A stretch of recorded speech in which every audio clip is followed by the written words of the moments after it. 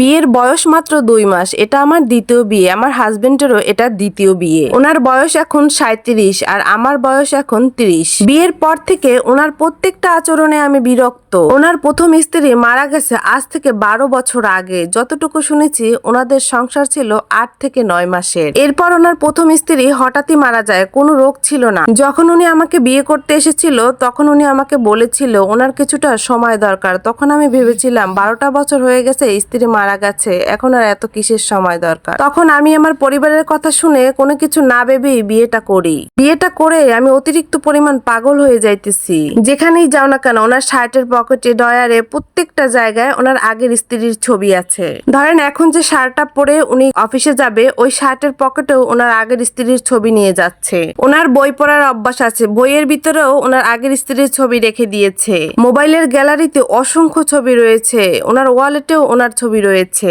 আমি ওনাকে জিজ্ঞেস করলাম এসব আপনি এখনো কেন রাখতেছেন? তো উনি বললেন উনি তো আর নেই, তাই এখন রাখতেছি। তখন আবার উনি বলল আমি আমার প্রথম স্ত্রীকে অনেক ভালোবাসতাম তো তাই। তখন আমি এটা কিছুতেই নর্মাল ভাবে নিতে পারিনি। ওনার আর একটা বদ অভ্যাস হচ্ছে প্রতিদিন অফিস শেষ করে উনি ওনার পূর্বের স্ত্রীর কবর জিয়ারত করে তারপরে বাসায় আসবে। ওনার পূর্বের শ্বশুর বাড়ি আর আমার বাবার বাড়ি খুবই কাছে। ওনার অফিস থেকে ওনার পূর্বের শ্বশুর বাড়ি অনেক কাছে, তাই উনি প্রতিদিন অফিস শেষ করে প্রতিদিন কবর জিয়ারত করে আসে। প্রতিনিয়ত ওনার এই কাজগুলোতে আমি বিরক্ত হয়ে উঠি। ওনার পূর্বের স্ত্রীর অনেক কাপড় রয়েছে, সেখান থেকে একটা কাপড় উনি আমাকে ধরতে দেয় না। প্রত্যেকটা কাপড় আলাদা আলাদা করে রাখা, ব্যবহার করা তো দূরের কথা আমাকে ধরতেই দেয় না। ওনার স্বর্ণের জিনিস বলতে নাকের নাকফুল, কানের দুল, গলার চেন, এই জিনিসগুলো রয়েছে, এগুলো উনি প্রত্যেকটা জিনিস আলাদা আলাদা করে ওনার কাছে রেখে দিয়েছে।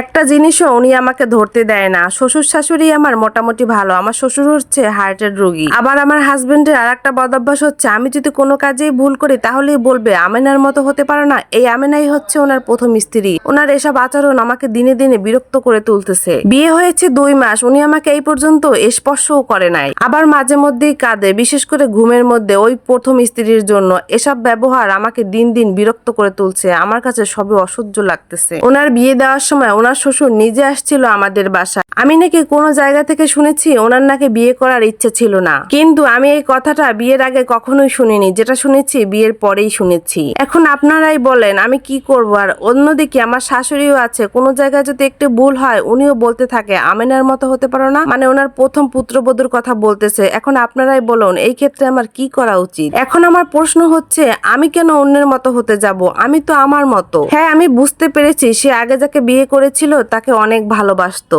তাকে ভুলতে পারছে না, কিন্তু সে তো এখন আর পৃথিবীতে নেই। সে তাকে ভালোবাসতেই পারে, সেটা অন্য ব্যাপার, কিন্তু এখন আমাকে বিয়ে করেছে। আমিও তো একটা রক্তে মাংসে গড়া মানুষ নাকি? আমারও তো ভালো লাগা খারাপ লাগা থাকতে পারে। ওই যে একটা কথা বলে না, সবার ভাগ দেওয়া গেলেও স্বামীর ভাগ দেওয়া যায় না। ডিভোর্স দেওয়া আমার পক্ষে সম্ভব না, কারণ এটা আমার দ্বিতীয় বিয়ে। প্লিজ আপনারা সবাই আমাকে একটু সাহায্য করবেন সঠিক পরামর্শ দিয়ে। আমার হাজবেন্ডও ভালো, কিন্তু ওনার এসব কাজকর্ম আমার একদমই পছন্দ না। গল্পটা একটা আপুর লাইফ থেকে নেওয়া, এটা আমার জীবনের সাথে কোনোভাবেই সম্পৃক্ত নয়। যদি গল্পটি আপনাদের ভালো লেগে থাকে তাহলে লাইক, কমেন্ট, শেয়ার করে আমার পাশে থাকবেন। আল্লাহ হাফেজ।